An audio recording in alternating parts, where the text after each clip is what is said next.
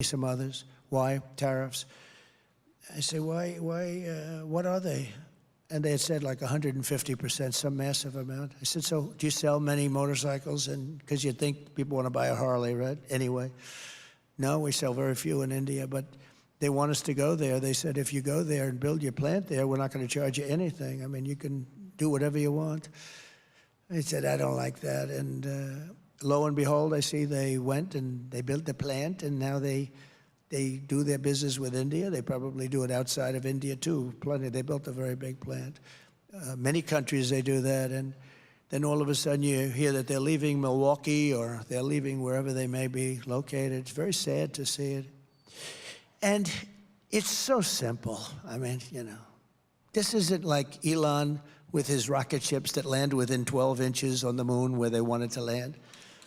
Or he gets the engines back. That was the first I realized. I said, who the hell did that? I saw engines about 3-4 years ago. These things were coming, cylinders, no wings, no nothing. And they're coming down very slowly, landing on a raft in the middle of the ocean someplace with a circle. Boom. Reminded me of the Biden circles that he used to have, right? He'd have 8 circles and he couldn't fill them up. But then I heard he beat us with the popular vote. I don't know. Couldn't fill up the 8 circles. I always loved those circles. They were so beautiful. They were so beautiful to look at. In fact, the person that did them, that was the best thing about the level of that circle was great. But they couldn't get people, so they used to have the press stand in those circles because they couldn't get the people. Then I heard we lost. Oh, we lost. No, we're never going to let that happen again. But we've been abused by other countries. We've been abused by our own politicians, really more than other countries. I can't blame them. We've been abused by people that represent us in this country. Some of them stupid, some of them naive, and some of them crooked, frankly. But interestingly, it's often those allies that we consider to be friends that have been the greatest abusers. We have some great abusers. I'll give you an example. The European Union sounds so nice. The European Union of countries. Oh, it's so nice. They're brutal. We have a $200 billion deficit with them, now higher than that, 250 something. And like I asked at the time, Angela, how many Chevrolets do we have in the middle of Berlin? Oh, I do not know. Perhaps none. You're right, Angela. You're right. How about Frankfurt? How many do we have? How many Fords do we have in Frankfurt? Oh, I don't think any. And yet they send their cars to us like a bunch of dummies we are. BMW, Mercedes, Volkswagen, by the millions and millions and millions. And we're not doing that. We're not doing that crap anymore, okay? Now they're going to have to play by our rules. They're going to have to play by our rules. But China, of course, was the biggest abuser. I mean, they were a professional abuser. They did things to us, and they go down as a developing nation. We are a developing nation. Well, we're a developing nation, too. Just take a look at Detroit. Detroit's a developing area, a hell of a lot more than most places in China. So we're not going to let this happen any longer, and I don't think it'll be possible for bad politicians to stop it. I don't think so, because we've suffered too long and too hard. And I fixed much of it during my 4 years, but felt that during the COVID period, it would not be the right time to be doing this with countries. I renegotiated with Japan, I renegotiated with South Korea, I renegotiated with many. But, you know, with the COVID, everybody was just literally devastated by that scourge. It was devastated. It was not the right time. So I had to slow it up a little bit. I was hitting them really hard. Shinzo Abe was great. He was assassinated. What a great man he was. But I went to Shinzo. I said, Shinzo, I got to know him very well. He was really a friend of mine. He was a great man, actually, loved by the Japanese people. He got sick. He had to take a leave of absence for a period of time, but he was going back, and he would have gone back and easily gone back. And he was just getting ready to do it. He was much better. I think he was probably cured of what he had. and he was going back. But I said to him, Shinzo, we have to talk about trade. I'm sorry to bring it up. I'm sorry. This is the most one-sided deal I've ever seen. You send millions of cars to us, and we can't send you a car. They didn't accept any of our cars. You send all of your farm products to us, and you don't want to accept our farm products.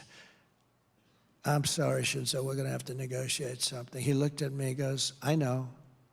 I said, what do you know? He said, well, I know that you were going to be coming back to me, and I know that it hasn't been fair. I said, well, how did it happen? He said, well, we'd ask for things, and the Americans would agree to it. Your representatives, your presidents, Republicans too, by the way. I'm not talking just Democrats. He said we were friends. He would say this. I probably wouldn't say it if he were around, because it's not very nice, but he told the truth. He said, I said, how did you get these deals? He said, we would ask, and they would approve. And we were amazed ourselves, but I knew you'd be coming to see me. And I said, I have to see you, Shinzo.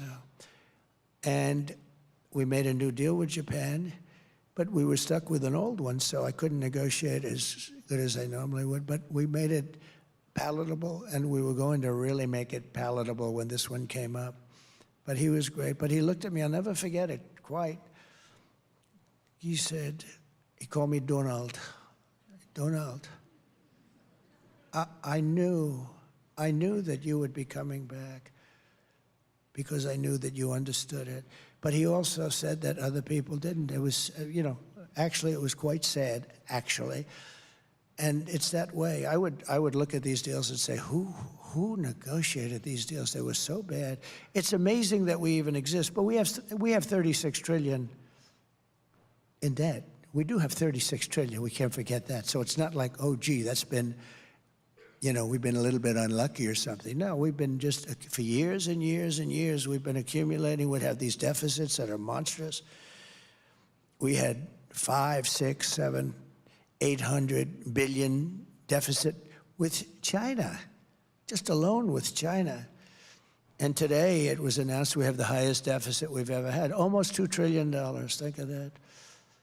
We have and we have the highest deficit we've ever had with China. And that won't last long. It's not going to last long. We'll be able to do something about it. Because China wants to do business with us, but they think we're stupid. They think we're stupid people. And then they see our president, and then they see a person that is representing the Democrat Party and got no votes and was the first one out. She was the first one out. Think of it. She was the first one out. She never made it to Iowa. 22 people running, and she was the first one to quit. And now she's running, and it's all right. But nobody's ever had to run against two people before. First, I had to run against him. Then we had the debate, and his numbers weren't good, and he, you know, looked like he was going to lose. So they said, "You're going to lose, and we want you out." And eventually, he agreed to go out. He didn't want to. He's a very angry man, by the way, and he hates her. And then it was a question. They have a person in the state who some people talked about. They had a lot of people, but they had about 12 people, and they put her in. 12 people plus her. She was number 13. She was rated number 13, too. There had 12 people that they wanted more, but they didn't want to be. But if she gets in, it'll be a disaster for this country. Basically, if a country or any country is charging us tariffs, very important, reciprocal. If they're charging us tariffs for a certain product or tariffs at all, if they're charging us tariffs at all, which almost all of them do, then we will likewise charge them tariffs, and we will quickly reciprocate. In other words, we have countries that are charging us 150% tariff, and we charge them 2%. And I actually went to a politician, a senator from the great Commonwealth of Pennsylvania. You'll figure out, because he wasn't able to run because I wouldn't endorse him, because I called him the anti-tariff person. I thought he was not a bright person. And He was one of the few that said, no, no, we cannot charge tariffs. I said, but they're charging us 150%. So can we charge them 100%? Sir, no, we can't. Why? It's not free trade. I said, really not free trade? Well, what about them? No, sir, it's not free trade. Can we charge them 50? They're charging us 150. Can we charge them 50? He goes, no, sir, it's not free trade. I said, you're either the dumbest human being I've ever met, or you're a crook, one or the other. And he's no longer a senator. He decided not to run. But I think it was a disgrace. I had a lot of problems with him. But basically, one of two things will happen. They're going to call us, or I will call them and say, look, we can continue to play this game, or we can save a lot of energy and pain and bookkeeping, and we'll just all drop the tariffs. Right? We'll just all drop the tariffs. Or we can get paid royally every time a shipment of their goods comes to our shores, and we'll make a lot of money. One way or the other, we win. But it's reciprocity will probably, I think for the most part, they're going to drop the tariffs. Right now, they're not going to drop them. We have countries that are charging us 100%, 150%. Think of it. And we charge them nothing. It's been a pillaging of our country. It's been a terrible, terrible thing. This has been going on for a long time. I started changing it a lot fast. I changed it with a lot of countries. There are a lot of countries don't like me. You know, I get always bad publicity. This one doesn't like me. Germany doesn't like me. A lot of countries don't like me. They say, who do you like better, Sleepy Joe Biden or Trump? Oh, I like Biden better. Yeah, because he let them do what they're doing. He doesn't have a clue, the guy. He just goes to sleep at 4 o'clock every damn day. He doesn't have a clue. And he's destroying, they're destroying our country. You see, that's the real threat to democracy, stupid people. That's the threat. Our biggest threat to democracy is stupid people.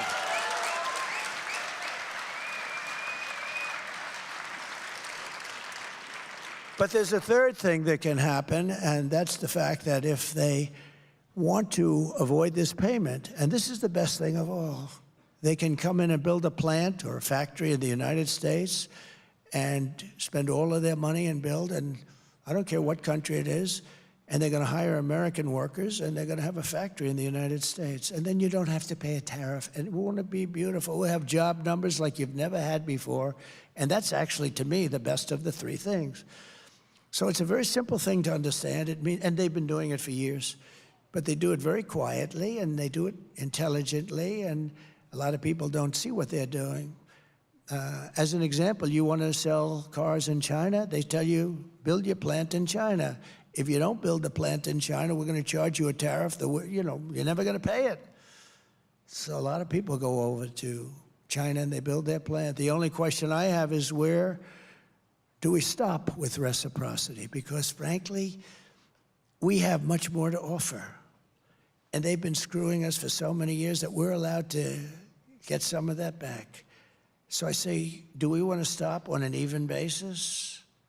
We won't do this, we won't do that? Or do we want to stop on a basis, you don't do it to us, but we're going to still do it to you a little bit? And that's where I am, I think.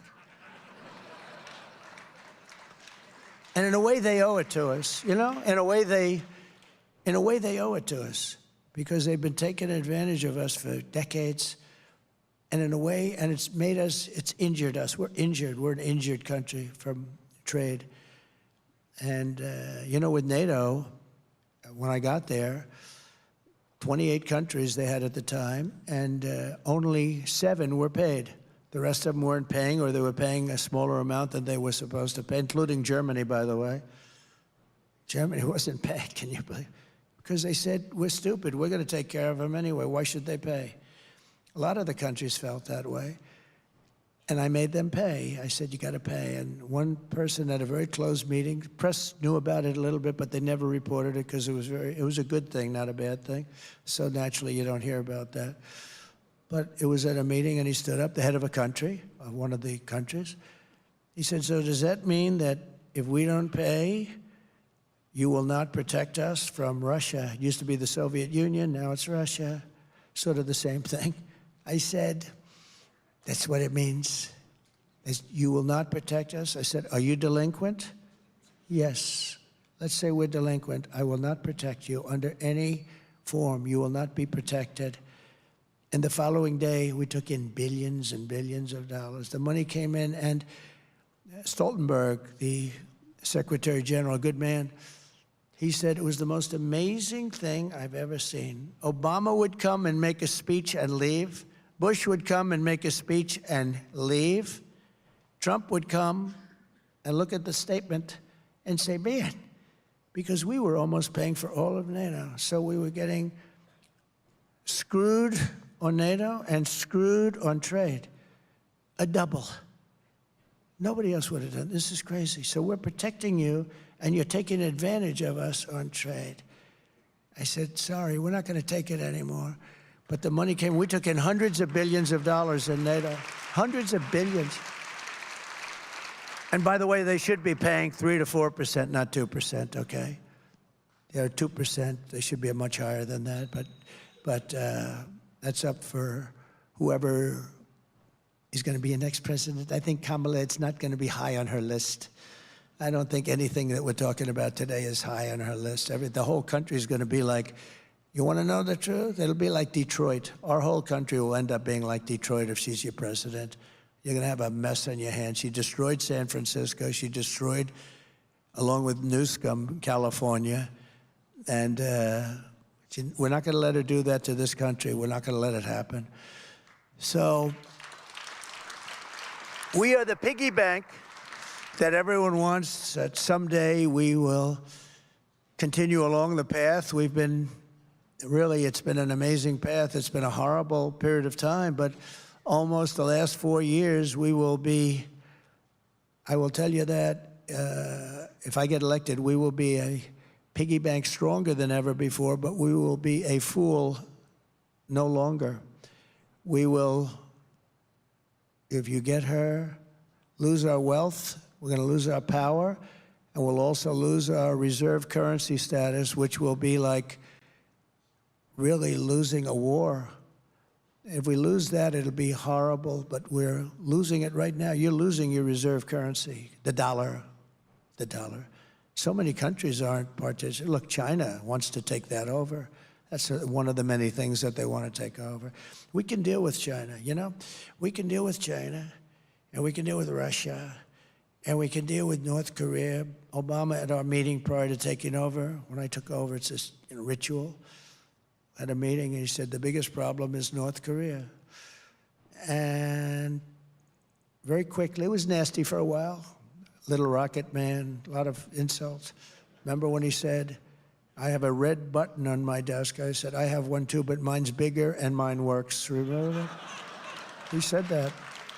And a lot of people were saying, this is getting to be very heated. And then he called and he wanted to meet, and we met, and I got along great with him. I hate to say it because the press goes crazy when you say that, but that's a good thing. It's a good thing, not a bad thing. A lot of nuclear weapons. But we got along very well. You had no problem. Nobody was threatened after that. Got along. They're threatened now. You could very well end up in World War III right now. You're very close to it. You're closer than ever. This is the closest we've ever come to World War III. You are so close to it because you have incompetent people in the White House. So that would reduce us if we lose the dollar. That would reduce us to third world status very quickly. But again, I would come into play, and tariffs would come into play, and I'd call those countries that want to stay away, but they do business. They come in and they take our money and they take our jobs like we're, like just so easily. And I would call them and I say, if a country, let's say, ready to go to China with their currency or someplace else, but China's about 99% of the problem, in all fairness, I would say to them, if you do that, I'm going to hit you with tariffs like you've never seen before, or I'm going to not let you trade with the United States, and I'm going to also hit you with tariffs. Double whammy if you get anything through, but you're not, because we're not going to do any business with you.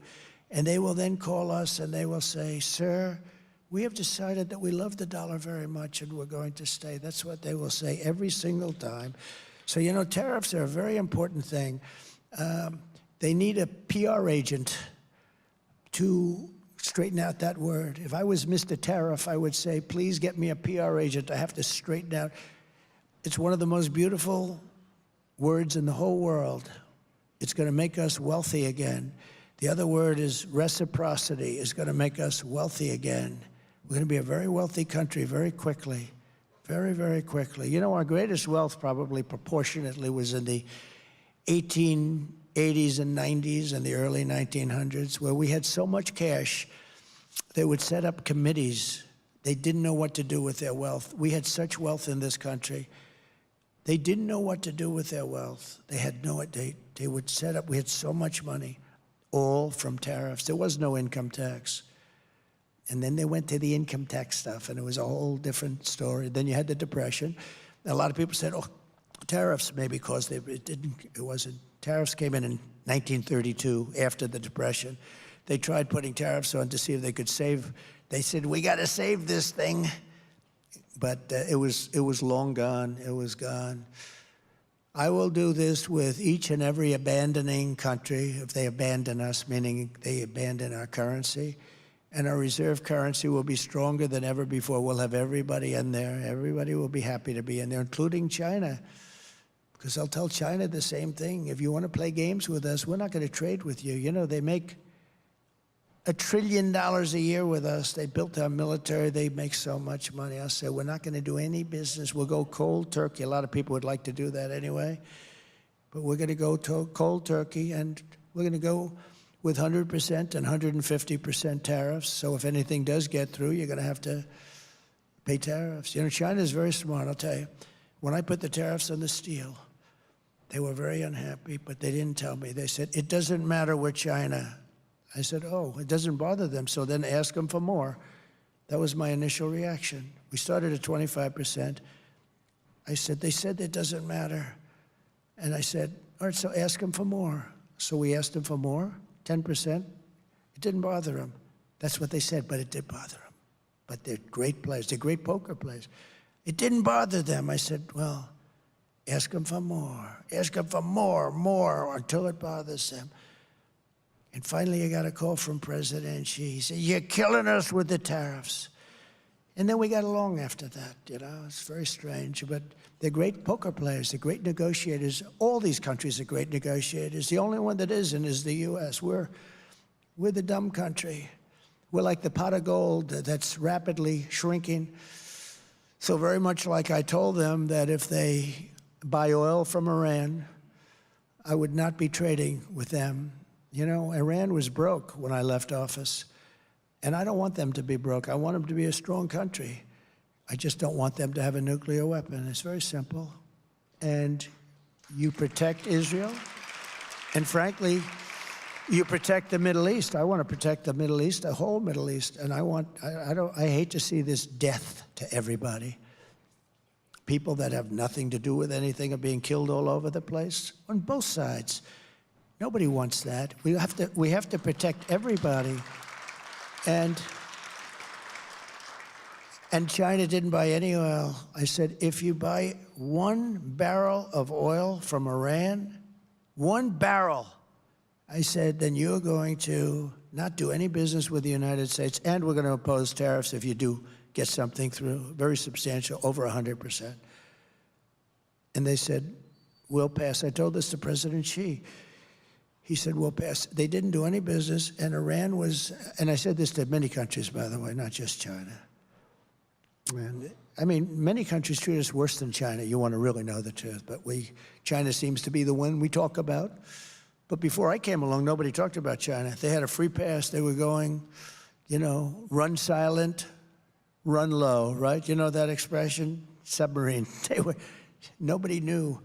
But I woke up our country a little bit.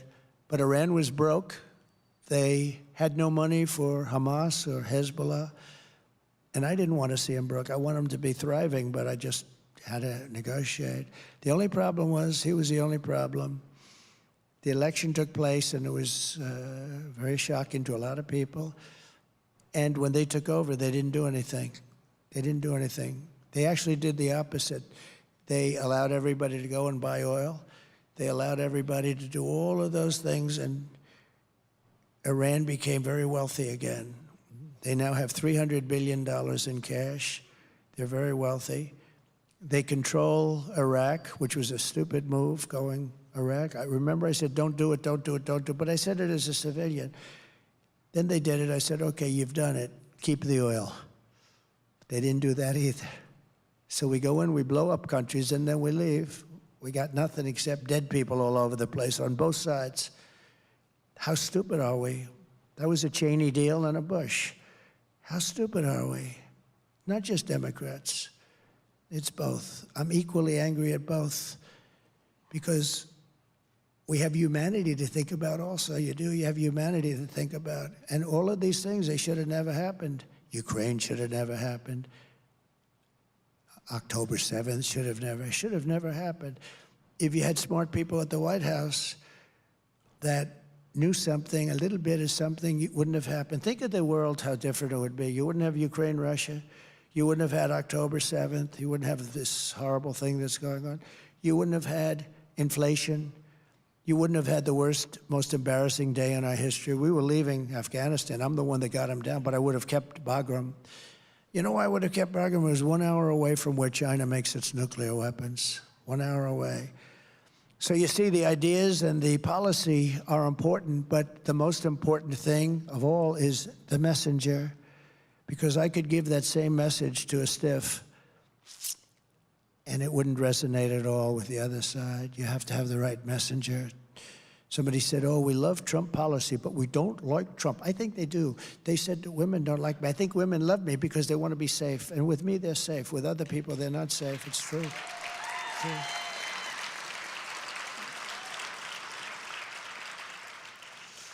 So remember, I want tariffs, but a very, very big, easy, and uncomplicated part of it is reciprocity, because that comes along with it very simply. And all tariffs against our nation must come off. They have to come off. They got to come off immediately, because we're going to meet them with an equal tariff, and they will come off for the most part. But if they don't, they have to pay a big price. So next, in addition to this rather easy thing to understand. By the way, does everyone understand this? Does everybody? Do you understand? Is there anybody that doesn't understand it? Would you please raise your hand? Raise your hand. Does anybody not understand it? See? How simple is that? I'd like to see the person. I really don't, sir. Then they have a front page story. Then we had a couple of dummies in the room. But we will implement further protections for critical industries that are fundamental to our national interests, and those include, above all, steel and the car industry. The car industry is critical to us. We can't fight a war if we can't make cars and trucks and engines and transmissions and drivetrains. Surrendering our car industry is not an option. We have to make our car industry brilliant again. We have to make it bigger. I'm going to make it bigger than it was ever before. Now, I'm going to make it very quick it's going to go, but to bring that to that level, I guess I'll need a little more time, but I won't have that time. But I'm going to hand it over to people. We're going to make this country so strong, and it's going to be so much easier to run. And I think we're going to end up actually having a lot of support from the other party. I really believe that. I think it's too basic. It's too basic. So as I said, China is currently building gigantic auto plants in Mexico, and they think that they're going to sell all of these cars into the United States, which would destroy Michigan, totally destroy your state. But it's not going to happen. Not going to happen. Not even close. They might as well stop building the damn plants. They are giants. Sir, you really have to see them. I said, I don't want to see them. I will impose whatever tariffs are required, 100%, 200%, 1,000%. They're not going to sell any cars into the United States with those plants.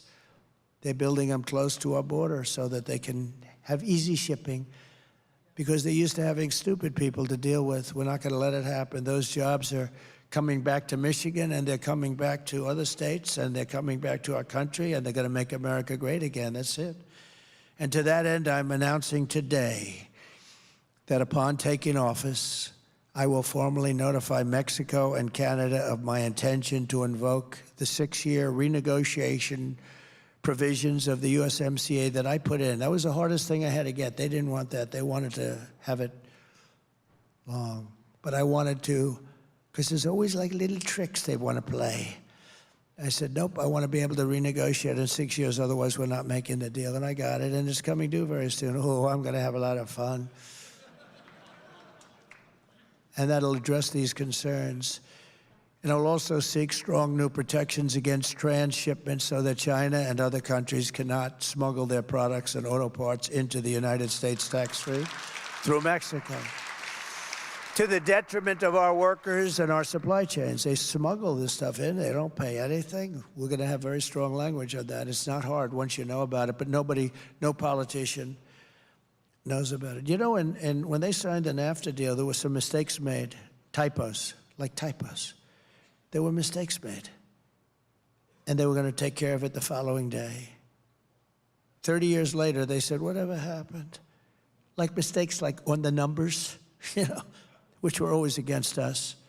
Nobody ever did anything about it except me. I terminated NAFTA. That's a pretty big thing. A lot of people said it would be impossible to do. I got it done. And we have a great deal. Now what we have to do is make it much better even. And we'll be able to do that very shortly. But while I have the Build It in America plan, Kamala Harris has the Build It in China plan. This is really a Build It in China plan. She's going to destroy our country. Her plan is so stupid. Every policy she has rewards companies for shipping jobs overseas. Most significantly, Kamala is a giant tax hiker. The tax queen, they call her, is demanding a shocking, to be honest with you, after watching her on 60 Minutes and on watching that horrible statement that she made, they call it a word salad. I don't really like those words because it was really worse than that. But after watching that, I don't think she's interested in 33. I don't think she has any idea what's happening, okay? I think she's dumber than hell. And we've had enough of that for 4 years. We're not going to have it any longer because we're not going to be a country if we have it. You will see that. You've got to see. No, you've got to see. And to think that a member of the media under this big press corps where they get free licensing, they shouldn't have free licensing when they do that, and they change her answer. They take it out, throw it away, and put in a totally different answer in order to protect her, and they get caught. CBS should lose their license. You know, they have a license. They have a license which is worth billions of dollars, and they pay nothing. All of these networks, they're all crooked as hell. You saw that with ABC. They go after me, not her. They go after JD. How good is JD doing? Isn't he doing good? They go after JD, but not this character that calls himself a knucklehead. I've never seen that in a debate. He said, well, he said knuckle. I don't want to say I'm a knuckle because if I say, well, I'm quoting him, they'll say, Trump just called himself. That's how crooked they are. So I say, well, actually, you know, it's amazing that he calls himself a knucklehead. Normally I'd say, you know, he calls. So I don't want to do that because if I say that, they're going to say, see, Trump called himself a knucklehead. No, I don't call myself a knucklehead. I call myself somebody that wants to make our country great again. Very simple. The tax queen is demanding a shocking 33% tax hike on all domestic production. That means that everybody's going to leave our country and go to another country where they can pay 15, 16, 18, 19%. It's very simple. It's not that complicated. She wants the largest capital gains tax. Largest gains tax. Think of this. In the history of our country, she even plans to tax unrealized capital gains. Think of it. Unrealized. Think of what that means. It's an unrealized gain, and she wants to tax it. How do you do that? Okay? She wants to tax. And a lot of people are rich, but they have no money, you know? They have good land, or they have something, or they put all their money into their business because they want to have a business that's going to get better and better and grow and grow. But they're rich, but they have no cash. Now they're going to have to go out and borrow a lot of money to pay a tax. They're going to have to get good appraisers. They're going to have to get a lot of accountants. The only one going to make money are appraisers and accountants and lawyers. But those people, they're all going to leave. They're all going to go to other countries. So if a company succeeds, it must give a lot of its value to the government. And if it doesn't succeed, the government doesn't take any risk. They don't lose, but they do lose really, because they lose all those jobs and all of those important things. If the tax queen gets her way, every company in the United States will leave. I mean, they're going to leave. They're not staying here. There's such competition for companies. It's like a basketball player, a baseball player, a football player. There's a lot of competition, no different, just bigger numbers. Altogether, Kamala's $4.1 trillion tax hike is projected to reduce GDP by 2%, raise the typical family's taxes by at least $3,000 a year, lower wages by 1.2%, and kill at least 1 million full-time jobs. Other than that, I think it's quite a good plan. It's just crazy. I will not let that happen to our country. I will keep your taxes low and your job numbers high. That's what we're going to do. We're going to have the highest job. We had the highest job numbers in history in my administration. We're going to make that look like peanuts. The theft of our companies, factories, jobs, and wealth by foreign countries is over. We are not going to allow it to happen anymore. And many of those who left will be coming back, and they're going to be coming back fast. They want to come back. They want to come back. I produced that with the money. They took in money. We took in hundreds of billions of dollars came back into our shores once I made that change in the tax law, which I had to get approved by Congress, believe it or not. Next, to reduce costs for both manufacturers and consumers, I will remove 10 old regulations for every new regulation. Every time we put on a regulation, we cannot put it on unless, and I did that, and that's what gave us, we had it up very high. We had about 7-1, it turned out, and we had it up high. Now we're going to bring it up to a newer level, a higher level. And I will start by terminating Kamala's insane electric vehicle mandate on day one. It's killing our car industry. Kamala's EV mandate is killing the U.S. auto industry. It requires that within just a few years, 67% of all new cars and trucks must be electric. And it doesn't work for trucks at all. Because of their weight, their payload, doesn't work at all. And because they can't go far. I was with the truckers recently because they came to see me because they don't know what to do. They say they want us to go all electric with trucks. And I was with one man who was a giant in the industry, older guy, very smart, just like 29,000 trucks, 29. I said, what the hell, 29,000? He said, yes, sir. And I've been buying trucks for 50 years. And every single damn year, those trucks got bigger and better and more efficient and more beautiful.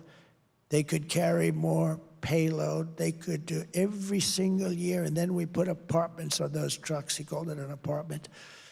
That's on the cab where they put these things where they can live. He said, and those damn apartments now are so beautiful that you'd love to live in one of them. He said, I don't know. I'm going to leave Mar-a-Lago and move into the back of a truck, but it's beautiful. I can't think of worse things, to be honest with you. It's sort of cool, right? Travel all over the country. But he said they get better. So then I said, well, what's wrong with the electric? He said, if we go from New York to Los Angeles, we have to stop 6 times, and you'll never find a charger. But assuming you had chargers, which you won't have, they built, as you know, big story, 8 chargers someplace in the Midwest. They spent $9 billion. This is like a gas pump with electricity in it, right? Boom. They spent $9 billion, and 3 of them don't work. Now, if you did the whole country at that rate, it would cost you $10 trillion, $10 trillion. But they said, we have to stop 6 times, and they're long stops, much longer than fill it up like a tank.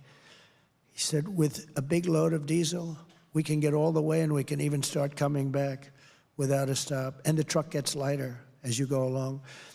The other thing he said that people don't know is that an electric truck would be 2.5 times heavier because batteries are very, very heavy.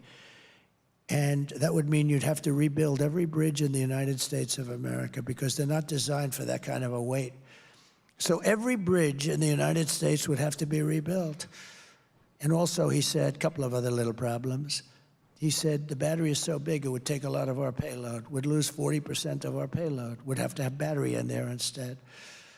I said, so when you tell them this, if you're a child and somebody said that, you'd say, okay, let's think about it in 10 years or 20 years from now. Doesn't work.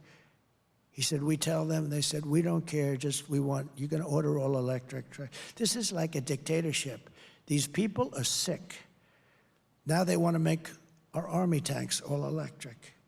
I saved the Army tanks up in Ohio where they make them.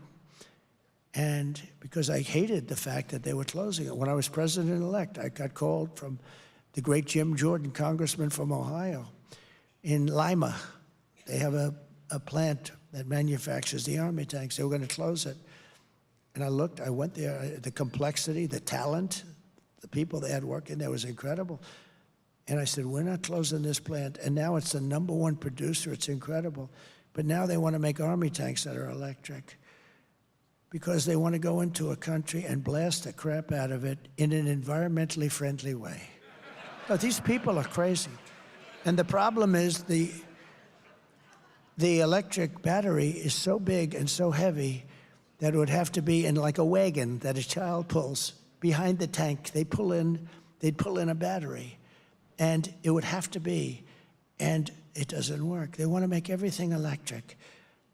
And yet, think about it. They want to make everything electric, and I'm a big fan of electric. I think it's great. There are certain applications. I mean, Elon Musk endorsed me powerfully, okay? We love him.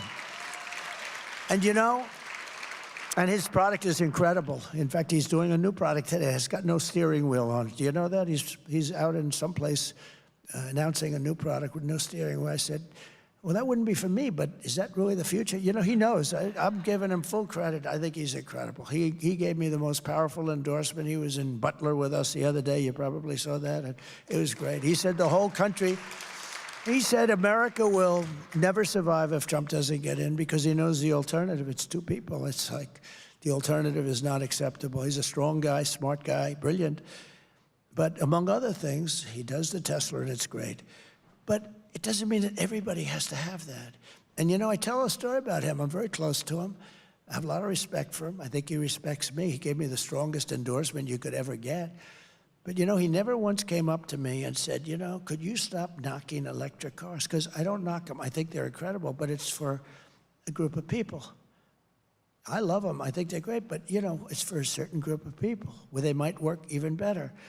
But not everybody, because some people want to go long distances.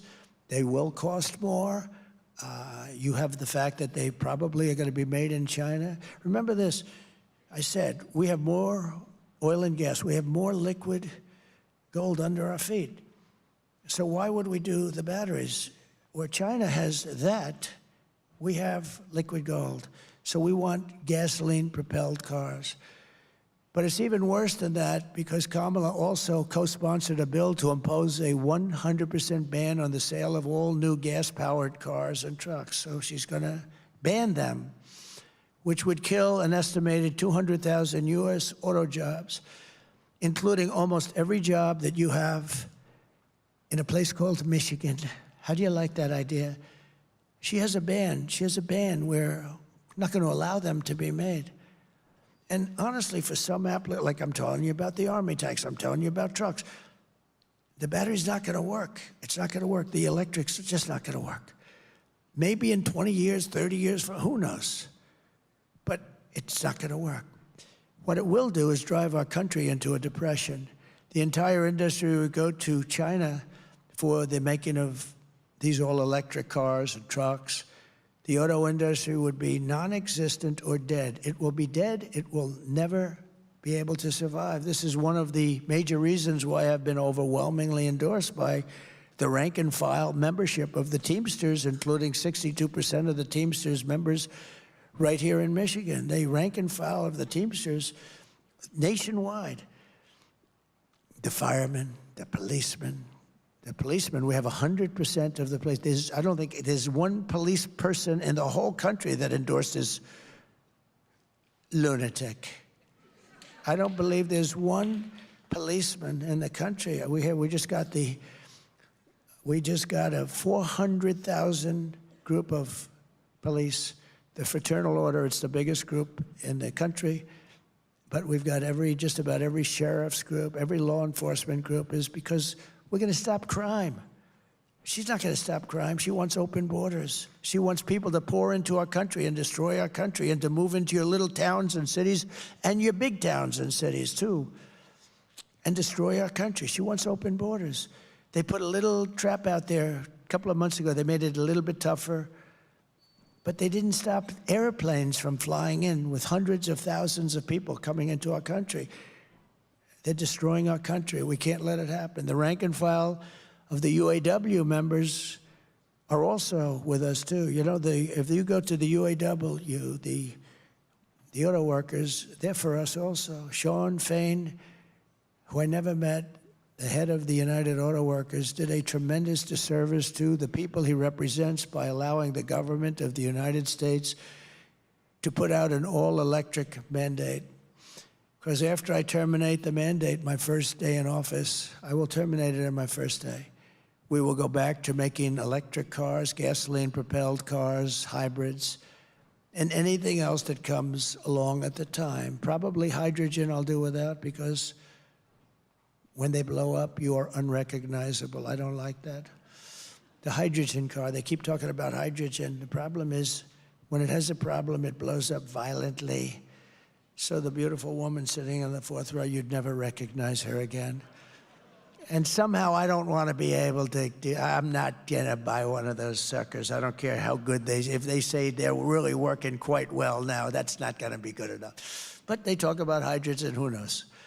The EV mandate is also a costly disaster for working families. To comply with Kamala's quotas, automakers are forced to jack up the costs of gas-powered vehicles artificially to push consumers toward the very expensive electric alternative. So they're going to raise the prices on one to subsidize the other. That's not a good thing. So Kamala gives rich people $7,500 tax breaks to buy luxury electric cars. A lot of people don't know that, yet she makes the working class pay more for a entry-level car that's powered by gasoline, which we have so much of. And I will reverse this also, this injustice on day one. Kamala's EV mandate is one of the most demented regulations that's been conceived. I mean, we have a lot of them, but this is about as bad as it gets. It'll destroy U.S. auto manufacturing immediately. It'll destroy our trucking-based supply chain, destroy our electric grid, destroy our military, destroy our roads and bridges with vehicles that are far too heavy. We can't even use them. Destroy the state of Michigan, and it'll totally destroy our middle class. That's why I will not only repeal the federal mandate, I will also stop California from imposing any state-level mandate to ban gas-powered cars and trucks. And it's very simple to solve. Vote for Trump, and the gasoline engine will be here for a long, long time. They're going to be here for a long time, and they've got it to a point where it gives very little pollution, very little. It's amazing what they've been able to do, but it's what people want. It's much less expensive. It's what people want. The next part of our effort to bring back domestic manufacturing will be to restore the power, confidence, and the wealth of the American consumer. We have to let them be wealthy again. We have to let them make money, not give money like they did. That's also energy. What their stupid energy policies caused inflation, but also the fact that they gave so much money away that was a very bad thing to do. They thought they were going to buy people's votes. Well, they've already spent that money. And they paid for it, actually, more so because of the cost of inflation for them.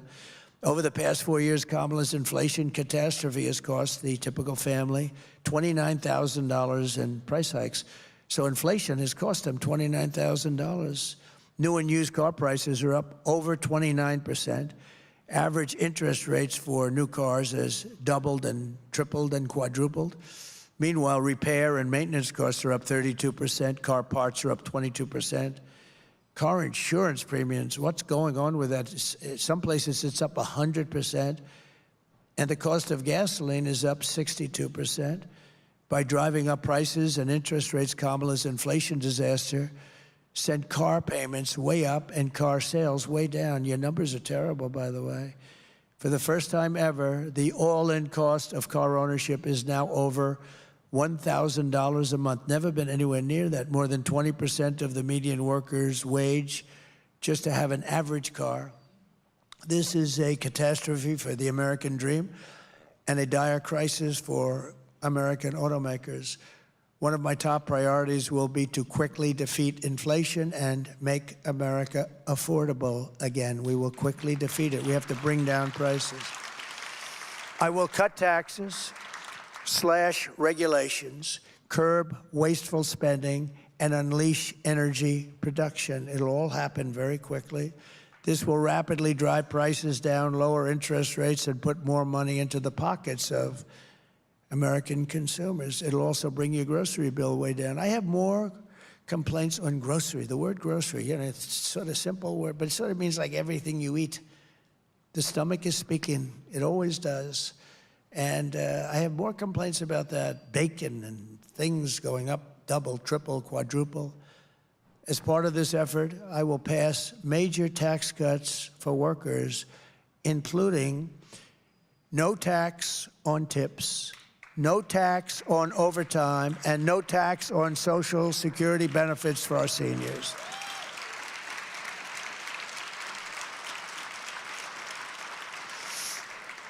And here's what I told you about before. The reason you're all sticking around, because I had to I said, do they mind a little bit longer speech? Because, you know, it is a big subject. No, sir, they love it. And I haven't noticed anybody leaving. There was one gentleman over there, but he came back, he went to the bathroom. And what the fake news will do is take a picture of one empty seat, say, people are fleeing. No, they don't flee, nobody's fleeing. Nobody's leaving. I always watch. If they start to leave, I just end the speech. Thank you very much, ladies and gentlemen. We're going to make America great again. Enjoy yourself. No, I do that because oftentimes I lose the teleprompter. You know, teleprompters go out, but she lost the teleprompter last week. Did you see it? She was talking about 32 days to the election, and she goes, there are 32 days. Oh, my God. I just lost a teller. 32. Then she, 32, 32, 32, 32. And I said, what the hell happened to her? And then the teleprompter kicked back on. 32 days to the election. You don't want this for your president. I lose teleprompters probably 5%, 10% of the time. Sometimes I'll be in front of 50,000 people. I'll lose a teleprompter. You got to wing it. You know what you got to do. And you can't say, I just lost my teleprompter. Ladies and gentlemen, how about Biden if he loses his teleprompter? So he goes, do you ever see him lose it? Because they do go off, you know, especially outside. The wind is blowing. I had one in Ohio, Bernie Moreno. I think he has a good chance of winning, by the way. And the teleprompter, it was like 45-mile-an-hour winds and rainy, miserable. And I'm saying, I can't believe. We had a tremendous crowd. In fact, he went to first place when I made that speech. And it's going back and forth like this. And you couldn't read it. You ever try reading it? And then they blew off the stage. I'm stuck up there. I said, ladies and gentlemen, we have just lost our teleprompters. I hope you enjoy the rest of the speech. And we made a speech, and all I know is he won. He ended up winning the primaries. I was right before the primaries. But this is what you've been waiting for, because today I am also announcing that as part of our tax cuts, we will make interest on car loans fully deductible.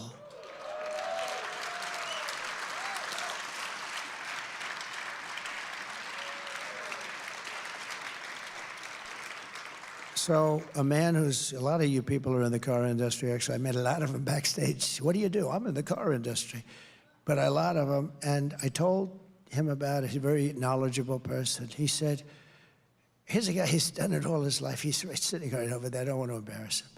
But he said, where did you come up with that idea? That's the coolest thing. It's like the paperclip again, right? It's like the paperclip. Somebody comes up with the paperclip and everybody says, why the hell didn't I think of that, right? Somebody came up with a paperclip, I guess made a lot of money, and other people said, gee. But he said, you know, I've been in the car industry all my life. I've never thought about that. So we're going to make it fully deductible, the interest payments. That's going to revolutionize your industry. This will stimulate massive domestic auto production and make car ownership dramatically more affordable for millions and millions of working American families. This is a phenomenal thing, if I do say so myself.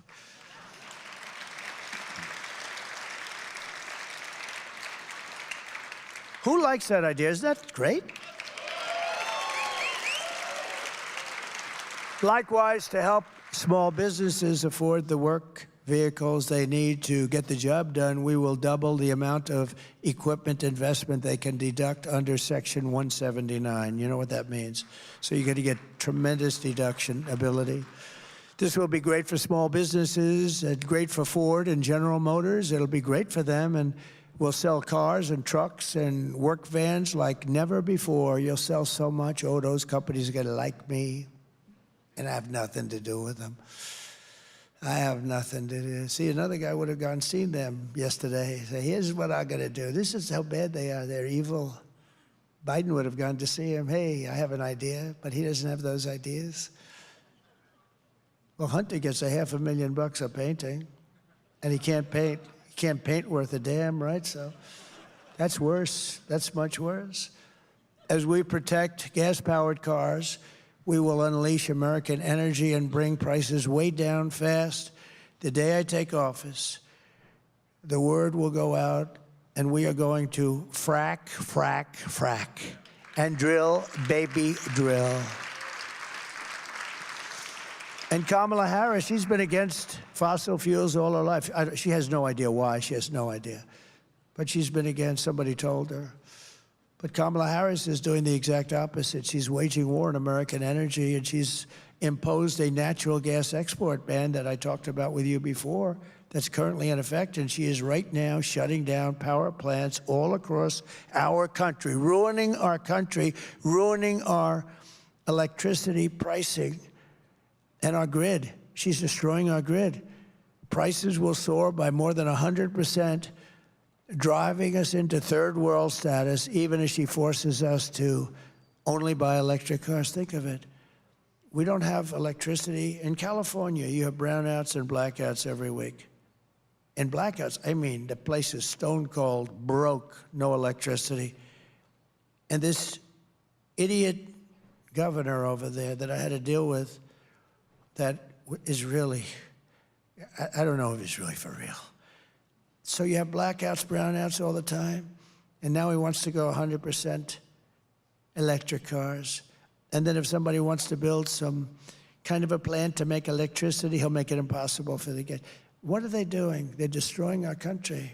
They're destroying our country. If this continues, all Michigan manufacturing will be dead in absolutely no time. You won't have any manufacturing, because as that industry goes and as the energy goes, there goes your businesses. As president, my policy will be to it's going to be maximum energy production to achieve low prices and make the United States into a manufacturer. I want to be a manufacturing powerhouse. We're going to be more powerful than ever before. You know, interesting difficulties, but China wants it and other countries want it, and we've got to be there.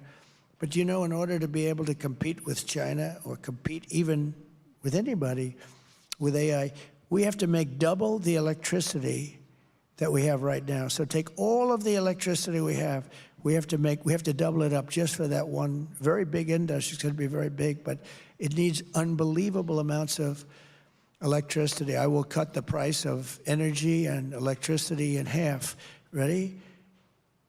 12 months from January 20th, I take office on January 20th, your electric bill including cars, air conditioners, heating, everything, your total electric bill will be 50% less. We're going to cut it in half. And we have it. We have the power to do it because we have it. We don't need ships. We don't need long train. We have everything. We're going to have to build some pipelines because we can't transport it. But that's easy to do, and that's safer than trains.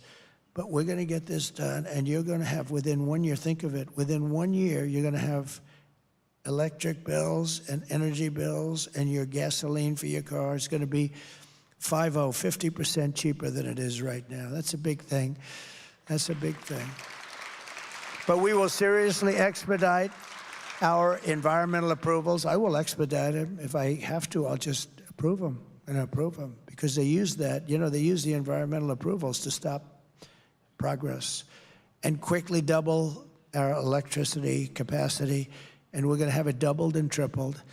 This will drive down inflation and make America and Michigan the best place on earth to build a factory. And finally, as we bring back our economy and our auto industry, and you're going to see an industry that's going to come back so fast. They all want to be here. But the laws and the regulations and the tremendous crazy taxes and the competition with other countries made it impossible. I will continue my first-term efforts to protect America from the threat of Chinese automobiles. I will stop Chinese and other countries produced automobile and autonomous vehicles. Do you like autonomous? Does anybody like an autonomous vehicle? You know what that is, right? When you see a car driving along. Some people do, I don't know. It's a little concerning to me, but the autonomous vehicles, we're going to stop from operating on American roads. Remember this, I will close the loopholes under Biden and Harris that are beginning to allow Chinese vehicles to creep into American streets. They're destroying Europe. Europe's car industry is being just decimated. This is not just a matter of economic security, it's a matter of national security. We have to have a car industry. And, you know, that can be swapped in wars, that can be swapped and make other things. I mean, there's so many reasons you have to keep it. Second World War. Do you know, we built, in the Second World War, we built a ship a day. Nobody can even believe it. Today, we practically don't build a ship a year. We used to build the Second World War. We built a ship a day, freighters and things, but a ship a day. And today, it's crazy. We're going to get it back to a position where we can do things like that. This is how we will bring back our auto parts and bring back our manufacturing and unlock the destiny of the great state of Michigan. Michigan's going to be your biggest beneficiary for this. We're going to put America workers first, America's jobs first, American cars first, America factories first, and we're going to put the American people first. It's the first time in a long time you've heard that. From commerce to labor to FEMA. Boy, oh boy, have they been treated badly, the people of North Carolina and other states, Georgia a little bit. You get some governors that did a great job, but boy, the federal government let you down. I will work for Americans and only for Americans. I want to work for Americans. America first. It's a very simple policy, America first. When we do all of this, you will witness nothing less than the launch of a new American industrial revolution.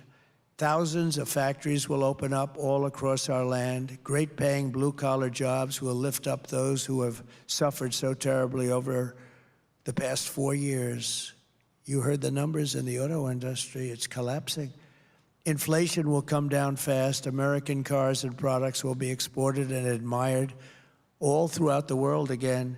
Young people will move from the coasts to big cities into the heartlands to build their fortunes on the new frontier of the American Midwest. They're going to move back. Instead of leaving, they're going to be moving back.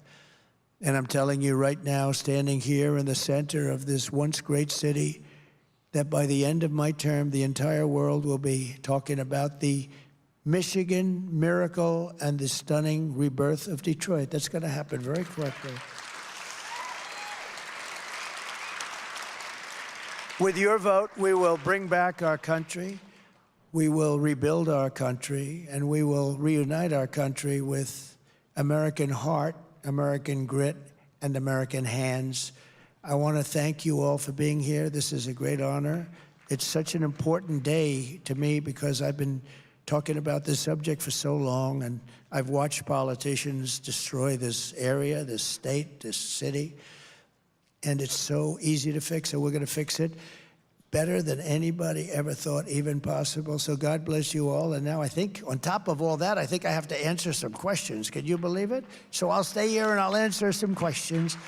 But thank you all very much, and we appreciate it. Thank you. Thank you.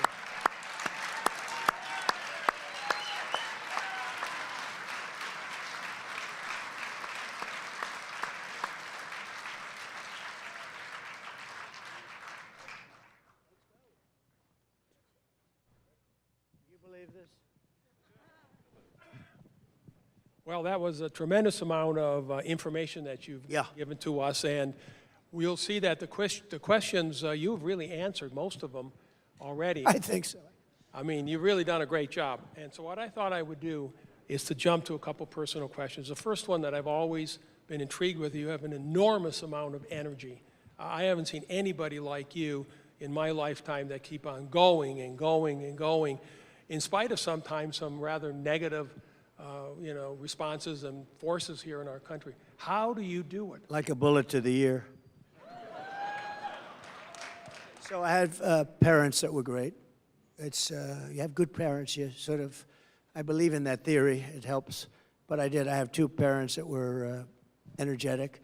They lived for a long time. They were around for a long time.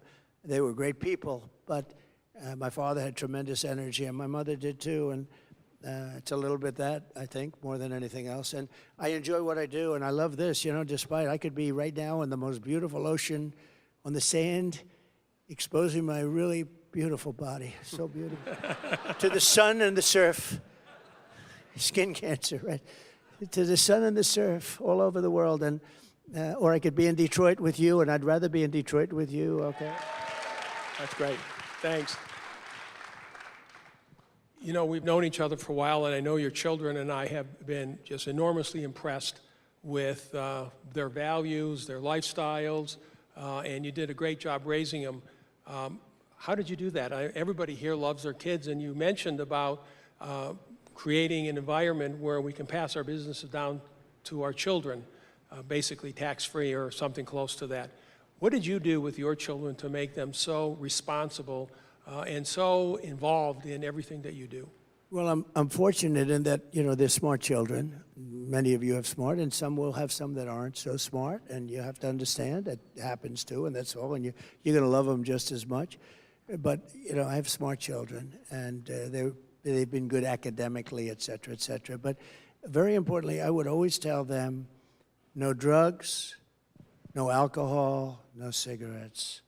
No drugs, no alcohol, no cigarettes. And they'd go out, and Ivanka would say, Dad, stop telling me that. I said, I'm going to tell it to you every time I see you. I'm going to drive you wild with this. You're going to, no drugs, no alcohol. And I would say that. And I hope that, because who knows, right? But they don't have any of those problems. I mean, I've seen friends, very smart people, they have smart kids, but their kids get hooked on drugs or they get hooked on alcohol. Alcohol is, in many ways, like they tell me, I don't know. I never had a glass of alcohol. I had a great brother, who was a wonderful guy, but he had an alcohol problem. Never drink alcohol. He was, and he smoked, and I put cigarettes in that same category, almost that same category, but they're certainly not good for you. But I would always tell my kids, because I've seen parents that had brilliant children, went to the best schools, they were great, but they got hooked on drugs or alcohol, and they never made it. They couldn't compete, basically. They never made it, and many of them are dead. Many of them die. They die with this fentanyl that's coming in. I'm going to get that problem. I had that problem almost solved with President Xi, by the way, and I said, you have to impose the maximum penalty, or we're not going to, I would always talk about trade. We have the power of trade. And I said, well, we're just not going to get along on trade. Hence, I could do things like we talked about. I don't want to go into it, but we can do things. And he and I had a handshake on he was going to impose the maximum penalty on people that run companies that sell us through Mexico. Almost all of it comes through Mexico. And the maximum penalty is the death penalty. And he was going to impose that. And then we had the transfer power. And this guy came in, and he didn't know what to do with anything. And so that went down the tubes. But one of the first things I'm going to do is talk to him about that, because they were going to give the death penalty to anybody sending fentanyl into this country. And that would have really solved a lot of the problem. And the other thing I say, and it's not nice to settle like saying it, but, you know, I've seen a lot of countries. I deal with all of them, and I know that all of them. And the only ones that don't have a drug problem are the ones that have the death penalty. We can set up all of our blue ribbon committees. Everybody calls me. You would call me. My friends call me. Could I be on that blue ribbon committee? And they'd have a blue ribbon committee on drugs and how to stop, you know, these drug lords who are very smart people, very, very vicious, very smart. And we'll have these people from New York, some dilettantes, and they didn't want to talk about it. They just want to be a part of, you know, whatever it is. The only ones that stop drugs, the only ones, are the ones that have the death penalty. And you have to remember, it sounds horrible, but what's more horrible is what they do to our country, because on average, he or she, male or female, drug dealer, will kill 500 people. And that doesn't include the families that are devastated. I know families that lost a son or lost a daughter. They've never been the same. I mean, they're like different people. You know, you talk to them, and they're just, years later, I say, has it gotten better? No, it's gotten worse, they tell me. And there's nothing worse than that, and nothing worse than that. And it's because of drugs. It's because of, if you know, I maybe it's too much for the American people to go with, but I will say this: the only countries that solve their drug problem, China. I went to President Xi. I said, so. First time I met him, I said, do you have a drug problem? No, no, no, no, no. 1.4 billion people. And why don't you have a drug problem? He says, death penalty, quick trial. What's a quick trial? The dealer is immediately put on trial. They don't have 9 years of legal and then another 9 years of appeals, 22 years later, and then they're released. No, this is, they don't play games, and, it's a tough deal. But he said, quick trial. I said, what is quick trial? Immediate trial. And you know what the drug dealers do? They say, hey, let's get the hell out of here fast. They don't play games. They don't play games. They even send the bullet to the family, and they make them pay for the bullet. They make them pay for the bullet. It's vicious, but they have no drug problem. With 1.4, they had a drug problem for centuries, with the poppy fields, with all the things. But countries were taking them over that were much smaller. They were being decimated because everybody they had a tremendous drug problem. But it stopped years ago, and it was the death penalty. And I can tell you, we could set up all the committees, blue ribbon, and headed by so-and-so, a society person from Madison Avenue. But I will tell you that it's a waste of time. The only thing that's going to stop, and we got it down. I got it down 19%. That's great, but but it's not like I got it done, and we worked like hell. We had so much security in the border. We had the German Shepherds. There's a certain dog, a certain type of German Shepherd. So they have millions of dollars worth of machinery, and they have a dog, and it's a certain German Shepherd. Some of you know what it is. It has a sense of smell that's so incredible that the machine is nothing by comparison, nothing. And it's incredible to see. I mean, incredible. But we watched it very closely on the border. We had a lot of dogs that did this incredibly well. And we had a lot of very expensive machinery that did it good, not great, but they did it good, not nearly as good, believe it or not. And we had it down about 19%, and that was it. It was very tough. With the death penalty, you would eradicate drugs in this country. But and I talk about it a lot. I say that because maybe people have to get used to it because it sounds harsh. But when you think of it, if they do kill on average 500 people, everybody in this room knows a lot of people that they lost a child or sometimes a father or mother, but they've lost a child to fentanyl. And that wouldn't have happened if we had the death penalty. But the country's going to have to tell us that they're ready for it because, you know, it's a pretty big step. You mentioned the Abraham Accords and Israel. This community is one of the largest Arab communities in the United States here, Dearborn, Michigan, and we have a thriving and very, very large Jewish community. Upon your inauguration, what will you do to accelerate the Abraham Accords and peace in the Middle East? What can we possibly do at this point in time to change the direction right now and move forward? It's got to change. It's got to change fast. Also, the Abraham Accords, well, we did that. Nobody believed it. We had 4 very important countries early on, and we would have had all of them in. I even make the statement, I said it the other day, I even think we would have had Iran in, if you can believe it. I really believe that because they were ready to make a deal. Biden lost an unbelievable opportunity. And now they're very rich, and I don't know, they view it perhaps differently, but, you know, I wouldn't necessarily say they're doing so good either. But I will tell you this, we have to have peace throughout the world, and if we don't have peace throughout the world, we're not smart people because it doesn't make sense. You know, I've stopped a lot of wars from starting. I was very proud of that. People don't know, but there are countries that were going to war, and I stopped them using trade to stop them. I use trade. I threaten trade. I'd say you're not going to do business with the United States if you do. There's countries that have been fighting for centuries, essentially, and stop, and then they go and kill a lot of people. Crazy, but I've stopped a lot of people. And but the Abraham Accords were very important, and you had really peace. You had the Arabs and the Jews getting along, and those are for the 4 countries. Now, it should have been many countries right now. It's still the same 4. Think of it. When I left, we were going to sign people as fast as you can think, and they could have done the same thing. But they didn't have the talent. They didn't have the administration to do it. And they even agreed it was a good thing. It was a good thing. It was actually a great thing. If I were named Obama, I would have had the Nobel Prize given in 10 seconds. He got the Nobel Prize. He didn't even know what the hell he got it for. Remember, he got elected. Well, so did I.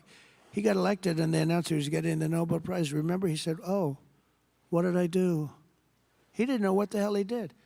He got the Nobel Prize for doing nothing, for getting elected. But I got elected too.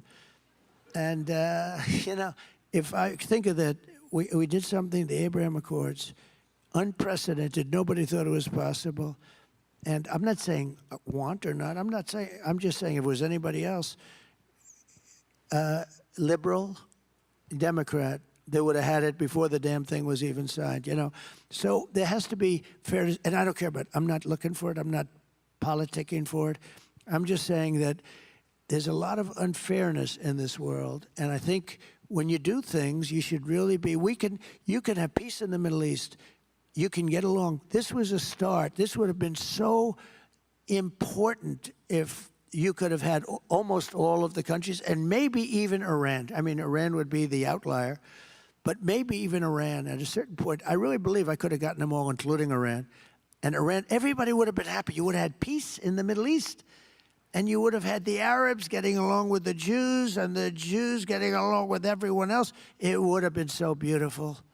And they wasted this great opportunity. It's so sad.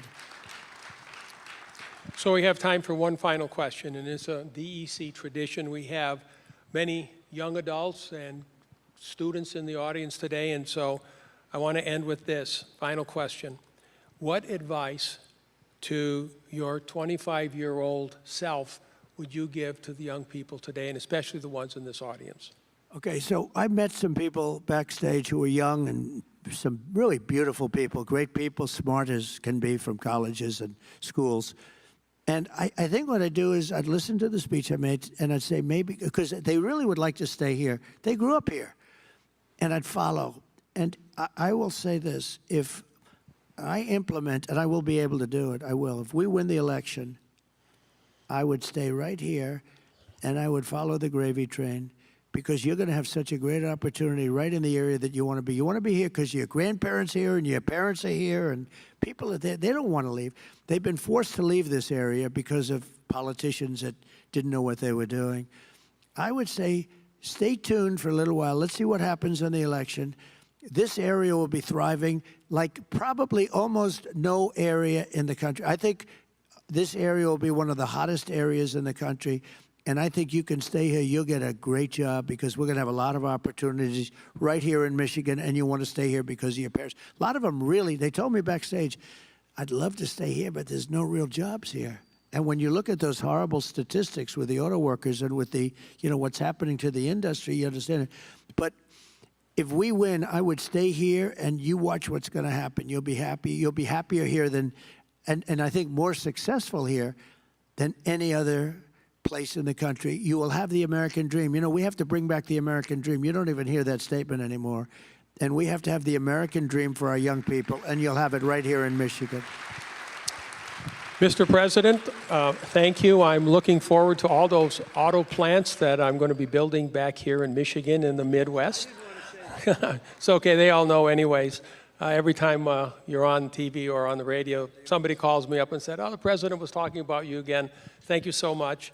And that's the end of our program today. Thank you all for coming. Let's give the president a standing ovation. That's great. Thank you very much. I don't want to get him involved. But No, they all know. You should be proud of it.